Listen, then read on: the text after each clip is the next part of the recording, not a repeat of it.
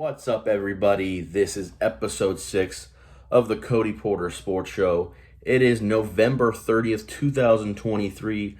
I obviously took a little break off last week, Thanksgiving on the move. Didn't produce a full episode, but I still be my picks. They're on TikTok. You can check that out. My updated record on those picks is 54-31 straight up. 35-56 against the spread. Just not going to end up being a very great year there against the spread, but it happens. But before I get into picks, I want to get into coach firings, hirings, openings, all that stuff. That's going to lead off the show before we get into picks. So first one, biggest opening of the year, obviously Texas A&M, Jimbo Fisher gone. And for whatever reason, Jimbo Fisher could never figure it out at Texas A&M. 6 seasons, 45-25, 20 games, over 500, but in reality, his recruiting classes were 17th, 4th, 6th, 8th, 1st, and 15th. And that first, the greatest recruiting class ever put together, as far as stars are concerned. So that's 6 pledge classes, or recruiting classes, sorry. 4 of the 6 in the top 10, including the number 1 overall class, and then a 15 and a 17th ranked, and he never won double-digit games. That's just kind of inexcusable.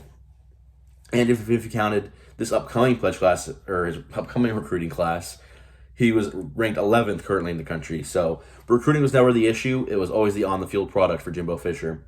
And I had this question. This is more of a question, I think, to fans of Florida State. What would Jimbo Fisher be right now if it wasn't for Jameis Winston?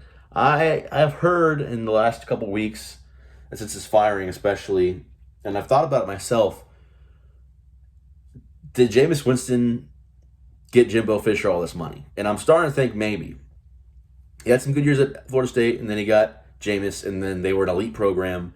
And then after Jameis leaves, win 10 games, which, good seasons. Of course, you win 10 games. That's you want to win these 10 games every year. But you're kind of, you kind of still have all those great players that came to play at Florida State because they were winning, and on offense because they wanted to play with Jameis Winston. So you had these great teams, and then so Jameis leaves 10-3 or 10-4, another 10-win season, and then you go 5-6 and leave. I don't know. I'm not saying that Jimbo's a bad coach by any means. Won a national championship, but how much has Jameis done and did he do for Jimbo Fisher? I don't know the answer to that fully, but I think it played a big part in him eventually getting this Texas A&M job and getting a buyout for $76 million, which is absurd. But let's go to the replacement, the person filling in, the person stepping up at Texas A&M, one of the hottest jobs, hardest jobs in the country because of the expectations, because you basically got an unlimited bank behind you for NIL, for coaching staff, for all that. The expectations are incredibly high, and they go with Mike Elko. At first, it was announced that Bob Stoops was going to be named the next head coach at Texas A&M, and pretty much everyone associated with Texas A&M was pissed. I don't really know why. I mean, Bob Stoops obviously hasn't won a national championship, but were any national championship coaches available? Not unless you count Urban Meyer. Mark Stoops. He's won at Kentucky. He's not won at Natty. He's not won a C-style game. But he took a program that was historically not great, and he has produced winning seasons at Kentucky. And when it was rumored that he was headed to Texas A&M, people freaked out. And then the next day, Mark Stoops to Texas A&M is next. And then I think 2 days later, Mike Elko is coming over. And Mike Elko definitely a smaller name overall in like the national and historical grand scheme of things compared to Mark Stoops. But Elko has had 2 seasons as the head coach at Duke. He went 9-4 in his first year, 7-5 this year. But 7-5 this year, that's kind of marred. You only had Riley Leonard, who was an elite quarterback, for 4.5 games. You went 4-0 in those first 4 games. Then you played Notre Dame, lost a 1-score game, but that was in a game where you lost Riley Leonard. And then I don't think Riley Leonard he played in 1 or 2 more games in the season, but was either hurt from his previous injury or got hurt again. And then you had a backup, and then you had a third-string guy playing, and you still won 7 games. Obviously, you want to win more, but I think Mike Elko did an incredible job turning around Duke, who just has historically not been a winner. Obviously, David Cutcliffe did fine at Duke a couple of seasons, but Mike Elko kind of turned him around immediately. And Riley Leonard, great, and he made Riley Leonard into a fantastic quarterback. He also spent the previous 4 years before going to Duke at Texas A&M as defensive coordinator. It kind of looks like he's clearing house of the guys that were hired in between him leaving and him coming back. And I think he'll probably keep those guys that were there when he was there and bring over his Duke staff. He said he wants to build a national relevant staff. And, I mean, obviously with the budget you have at A&M, you have that ability to go and get the staff you want to get. So, I mean, overall, I do like the hire. I think Mike Elko is a good hire. Texas A&M, a massive opening. I don't really know how many massive names are really on the board, legitimately on the board. I mean, Urban Meyer is kind of always on the board. That is what it is. I mean, you know what you're getting. If you were to sign Urban Meyer, and you don't even know if he would, what job, there's probably only 3 or 4 jobs he wants. Then you think of, I mean, other nationally relevant coaches. It was kind of Ryan Day and Jim Harbaugh. You know, if Ryan Day loses, would Ohio State fire him? Which I think, I mean, there are legit Ohio State fans and former players that think because they lost a game this year, but it was to that one team, he should be fired, which is absurd. And then the whole thing with, well, if Michigan loses that game and the NCAA is going to come down harder on Harbaugh, maybe he leaves, goes to the NFL, or just leaves and goes to another school. But honestly, I think not having a great list of guys, you know, elite names, I think Elko is a great choice there for A&M. Then, you know, obviously that creates an opening at Duke. I think it'll be really hard, especially at Duke, to find someone who will come in and reproduce that success that Elko had in a short amount of time. It's a hard place to win, especially because of their academic standards, and I don't know if they'll be able to fill that with someone who has the ability that Elko had. And even going off that, where will Jimbo land? I don't think Jimbo coaches next season, especially just the lack of a massive opening. If a place like an Ohio State or Michigan were to come open, a place like Florida State, and Alabama, Clemson, USC, you know, just always, you know, a lot of those places that the coaches aren't on the hot seat, whatever. But those are the type of jobs, Notre Dame, whatever, that are the big jobs that he would go after. He's not going to go after anything that's second tier. Moving on, another SEC opening, Mississippi State. Zach Arnett lasts 1 year. Obviously, he was never supposed to be the head coach anyway. Mike Leach passes away before their bowl game last year when he was the coach. Arnett comes in, steps up as he was named the official head coach only last this season. I think he went 4-8. Mississippi State did not have a great season. They hired Jeff Levy from Oklahoma, who is their offensive coordinator. Levy has been an OC since 2019 at UCF, Ole Miss, Oklahoma. Has had offensive success everywhere he's been. Now, it's kind of always the same story, I think, when it's a coordinator getting their first head job. It's can you translate it? You can coach one side of the ball. You can call plays on one side of the ball. How can you coach a whole team? How can you fill a staff? How can you recruit?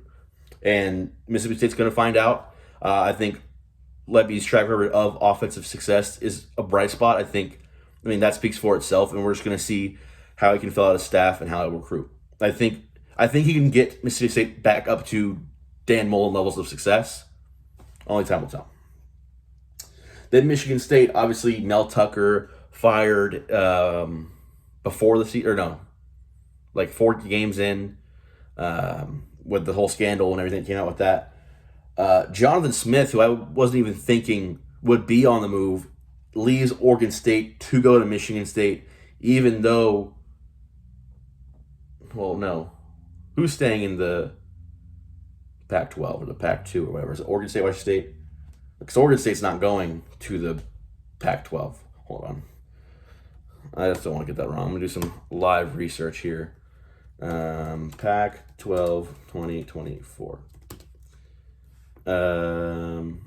Okay, it's Oregon State, Washington State. That's what I thought.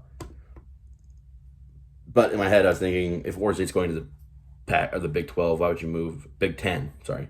If they're going to the Big 10, why would you kind of stay in the Big 10 and go to another job? But they're not. They're one of the ones that got left out. But Jonathan Smith going to Michigan State. Smith was 34 and 35 and 6 years at Oregon State. That record's kind of misleading. Historically, not a great program. In the last 2 years he's been there, ranked both seasons, won 10 games last year, and that was the first time Oregon State had won 10 games since 2006. So Jonathan Smith had turned around Oregon State, and it's going to be up to him to bring Michigan State back to relevance, especially with the Big Ten getting so much harder next season. One, as they go away from the divisions, but two, as they add all those West Coast teams. So we'll see what happens. I think John Smith is a good coach. He turned Oregon State around. It took him a little bit, but he turned it around. And being able to land DJ Uyunglele as a transfer, we'll see if he can work the transfer portal as well in Michigan State as he did at Oregon State. And obviously with Smith leaving, that creates the opening at Oregon State. Other jobs, not going to go into as much detail. Indiana fires Tom Allen after 7 years. He goes 33-49. Dana Holgerson fired. He goes 31-28 in 5 seasons. Before that, he spent 8 years at West Virginia, going 61-41. And I was kind of shocked whenever it was first announced he was going to Houston. I don't think he was fired from West Virginia. I think he was at West Virginia and then chose to go to Houston, which surprised me. But he's out. Louisiana Monroe, Terry Bowden. He's one of a list of a couple guys here that I don't think coach again. Definitely for sure not head coaches. But I think Terry Bowden, this is probably his last hurrah. I think he's probably done coaching. 67 years old. Spent the last 3 years at Louisiana Monroe, going 10-26. Has a long career. 185, 140, and 2 in his career. Coached at Akron, North Alabama, Samford, Salem, and coached in Auburn in the 90s. Long, great career. Son of the legendary Bowden. And at 67, it's probably time. He took a very long break off. I think it was like 99 to 09 or whatever for about 10 years in between when he left Auburn to when he went to North Alabama. He was just broadcasting. So he took a big chunk out of his career. And then you can argue, coming off of Auburn, even though he got fired, I think, halfway through the season at 1-5, he won 10 games the year before. Probably could have stayed in a big, Big 12, Big 10, or whatever the heck the conferences were back then. But took a long break off. Has a long historic career. Has won a lot of games. And, at 67, you think probably hanging him up. And then New Mexico, Danny Gonzalez out after 4 years in New Mexico. He went 11-32. Texas El Paso, UTEP, Dana Dimmel out after 6 years. 20-49 in those 6 years. 50-88 at Houston, Wyoming. Like another one of those older coaches that he's a little younger than Bowden, but you think not going to be a head coach again. Might consult, might be an analyst somewhere. Boise State, Andy Avalos, 22-14 in 3 years. He went 7-5, 10-4, and then 5-5 this year before getting fired. Young guy. I think he's got a long career ahead of him. He's been a DC at Boise State and Oregon prior to becoming the head coach at Boise State. I think he probably goes, and I think he probably stays on the West Coast. I don't know if he goes with one of those teams that'll be in the modified Mountain West with Oregon State, Washington State, or if he stays and gets a DC or defensive coaching job or assistant head coach or analyst job with one of those West Coast schools that is going to either the Big 10 or Big 12. So we'll see, but I think Andy Avalos, within a few years, will be back in the head coaching ranks. Syracuse, Dino Babers, 41-55 in 8 years. Went 78-71 overall in his career, including years at Bowling Green and Eastern Illinois. Another older coach. I think he'll stay in coaching. I don't think he'll ever get another head job. Brady Hoke retires from San Diego State. He goes 105-92 across 16 total years at Ball State, 2 stops at San Diego State and at Michigan. Then Middle Tennessee State, one of the more odd firings. Rick Stockstill spends 18 years at Middle Tennessee State, goes 113 and 111. Obviously not a great winning percentage, but one of the lower tier teams in all of D1 FBS. In the past 2 years, won bowl games, had winning seasons. This year did not have a winning season. But you look at the across the schedule, they won 4 games and they were competitive in almost every other game. They lost by like 3 or 7 to Missouri, who we know is one of the top 10, 15 teams in the country. So kind of an odd, one of those guys that, has been with the program for so long and has had so many winning seasons and has never left for a better job when there are so many ahead of Middle Tennessee State. But he is gone as well. Obviously, I don't know all the coordinators that, are going to be up for jobs, and I'm not going to go into all the coaches at smaller schools that probably could get promotions to some of the bigger schools and filling whatever. I want to look at some of the names of guys that can get back into coaching that I think would fit a lot of these different spots. First, David Shaw, 96 and 54 at Stanford, had a great career. I think he's been out for the last 2 years from Stanford. I think that Oregon State job makes a lot of sense for him. I think the biggest drawback with that Oregon State job is them not having a conference. You don't really know what's going to go on. He's at Stanford for so long. I think with a lot of coaches, you kind of feel that when they coach for long enough in a certain place, or they only have success in a certain place, you kind of say that they're that kind of coach. With David Shaw, I think he's a Pac-12 coach. That's not a thing anymore. So a West Coast coach, and some guys are East Coast coaches, Texas coaches, whatever. I see David Shaw. I think if he wants to get back into coaching, he would have numerous offers. I think that he's a big name to watch out for. Gary Patterson, 181 and 79 in like 20 years at TCU. I think he spent the last 2 seasons as an analyst at Texas. He's a name to watch out for. Bronco Mendenhall, I think for Boise State. I think for Oregon State, San Diego State.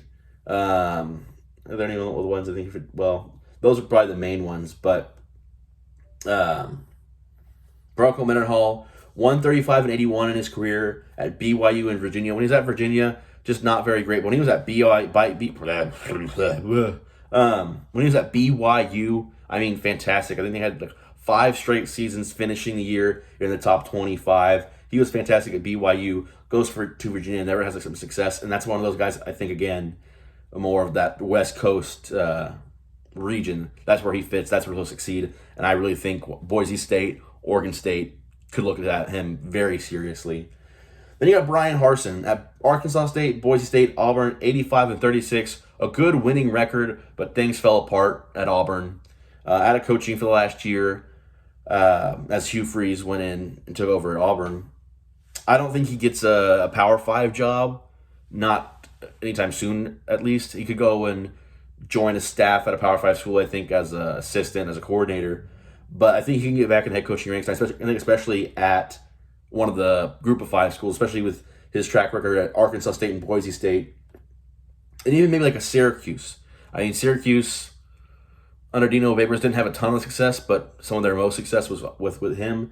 But I think there's a lot of openings, and I think Brian Harsin could fit a lot of those as he has success at those smaller schools in his history.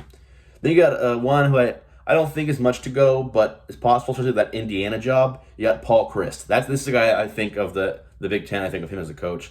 Kind of like the Northern ACC, because that's where he started at Pittsburgh. But 67 and 26 in his career at Pittsburgh and Wisconsin. He's a good name. Chris Peterson, I think, is if he wants to get into coaching at any year of any cycle of there being openings, Peterson should be a phone call any AD makes. 147 and 38 at Boise State and Washington, made Boise State into what they were, and had success at Washington. A fantastic coach. Retired in his prime of his career. I think he's like in his early 50s when he retired a few years ago. If he wants to get back into coaching, any place should want to hire him. I think if he wants to get back into coaching, I think it'd be great if he went back to Boise State just for we know he can win there. He knows he can win there. Everyone knows he can win there. I think that'd be a fantastic hire if he wants to come back and coach.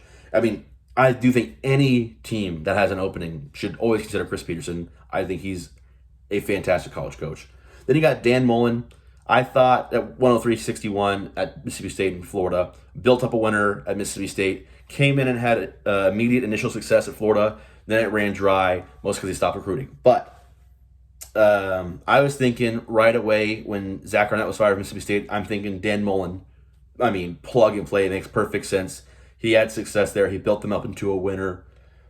And he goes in there. I think if you make that hire, you're not expecting to win national championships, but you're expecting him to bring them back to consistent 8, 9, 10 win seasons. You go with Jeff Levy, and you're taking the chance that you think this guy can lead you to a national championship. Whereas you might not think with Dan Mullen, you can build a winner, but I don't know if he'll take us all the way. And I really thought he was going to Mississippi State. It was announced that he met with the AD at Syracuse after Dino Babers was fired, and I really thought that was just to kind of drive up the price you would get at Mississippi State. But then Jeff Levy is hired at Mississippi State, and if that was the only job Mullen might have been interested in, that would make sense because later on he tweeted that he would not become the next head coach at Syracuse, which always should not be true. They could come back and offer him a big contract and he decides to take it. But, I mean, Mullen has been a head coach twice, both in the SEC, has won a lot of games. teams could go after him. I'm not sure he wants to get back into coaching, and if he did, I think it might want to be at an SEC or a Big 12 school, just a bigger program. I don't think he wants to go to a lesser program per se, like a Duke. I don't think he would go to a Duke, even though it's Power 5, ACC. I don't think he would go to a Houston, even though that's a place you can win. It's now in the Big 12. I think he thinks he deserves to be in one of the upper echelon schools. And I don't know if that opening for him will really ever happen. That's college coach talk. Let's get into picks, shall we? Like I said, 54-31 straight up on my picks this year. Still well over 500, but then 35-56 against the spread. Not fantastic, but who cares? First year picking, it was 6 games a week every week except for week 0. I picked 7 because there were just 7 games. And then 1 week I picked 10 games. So you learn. You get better every season. And my straight up picks were great. Hopefully we get to 60 next year. We'll improve every year. So it's conference championship week. I'm just picking the Power 5. There's some good group of 5 games on too, but I'm just certainly going Power 5. Pac-12 championship Friday night. Washington versus Oregon. Oregon is 9.5-point favorites. It's a lot of points for a conference championship game against a team that beat you earlier in the season and hasn't lost. Bo Nix, Michael Penix Jr. I've been on the Washington bandwagon all season. Oregon is huge favorites, nearly 10-point favorites. If I was betting, I would probably want them to get like 10.5 just for that 10-point number. But I still like Washington plus 9.5, and I like them to win the game. I think Washington kind of finds a way to get it done. In even when they play these games close, they find a way to win. And against Oregon, they found a way to win. And since that game, yes, Oregon has looked better against a bunch of teams. Washington's played a lot of these teams close. But Washington still finds a way to win, and they found a way to already beat you. And as a quarterback, I kind of like Michael Penix better than Bo Nix. I think Bo Nix, if you watch a game, I think Bo Nix looks a lot better, makes a lot more completions. I think the skill players around Bo Nix are a little bit better, but I also think the game is called offensively for Bo Nix to be in more less risk situations. The Washington offense is so much fun to watch because it is deep ball after deep ball after deep ball. It is so much fun. But like I said, I've been on the Washington bandwagon all season. I like them plus 9.5. I like them to win. I like a lot of the underdogs in these games, spread-wise. Then you got Big 12, Oklahoma State versus Texas. Texas is 14.5-point favorites. I do think Texas wins this game ultimately, but I like Oklahoma State to cover 14.5 points. I just think, 2+ scores, conference title game. You got to make it interesting for the fans. I like them plus 14.5. Texas is a great team. It's going to be interesting to see how the CFP plays off with all these conference title games. It's kind of crazy just how close Oregon's been to Washington all season, even with the one loss, and then that Texas has clearly looked better than Oregon, but it's under them, and how they want to put Alabama in over Texas, even though they both have one loss. But head-to-head, Texas has that 10-point win at Alabama. It's all crazy, but we'll see what happens. SEC, Alabama versus Georgia. Georgia 6.5-point favorites. Give me Alabama plus 6.5. I think they win this game. I thought this for the last 4 or 5 weeks. Alabama just gets better and better every week, and Georgia has kind of shown in the last half of the season some of that dominance, why they've won back-to-back national championships. But I like Alabama. I like Nick Saban more than I like Georgia. So give me Alabama plus 6.5 and a win. Big Ten, Iowa, Michigan. This is the only game where I'm not picking the underdog and the spread. Michigan minus 22.5. Iowa, just kind of a ridiculous season, honestly, in that Big Ten West. Not scoring any points and still winning 10 games is absurd. I think they hit the under in 5 straight games, and 4 of those 5, each time it was setting a record for the lowest under ever set on a line. Just crazy, but I think Michigan just takes care of Iowa. Penn State, Iowa only played one good Big Ten school all season. It was Penn State. Penn State crushed them. I think Michigan gets Jim Harbaugh back, getting ready for the CFP. I think Michigan crushes Iowa, unfortunately enough. Then ACC, Louisville, Florida State. Florida State should have lost to Florida last week. Unobjective opinion. If you watch that game, Florida should have won that game and didn't. And that's 2 years in a row now that Florida should have won that game and does not. And we're out-coached in those games both times. But Florida State are 2.5-point favorites. I like Louisville. I think Louisville's been a fantastic team all season. One of the true underdog stories of the year, just how well they've done. And I'm not sure Tate Rodemaker, he survived against a very bad Florida defense. The Florida defense was terrible all season, and I'll be in the Swamp. Florida's defense is definitely better, and the Swamp is an incredibly difficult environment to play in. The offense, he didn't even struggle per se. The offense struggled overall, and I think Louisville's defense much better than Florida's defense. I like Louisville to win and plus 2.5. So those are my picks. We can go ahead and recap them. Pac-12 title game. I like Washington plus 9.5 and to beat Oregon. Big 12 title game. I like Oklahoma State to cover 14.5, but Texas to win. SEC championship. I like Alabama to cover 6.5 and to beat Georgia. Big 10 title game. I like Michigan to cover 22.5 points as favorites over Iowa. And then in the ACC title game, I like Louisville plus 2.5 and to win. Those are my picks. That's episode 6.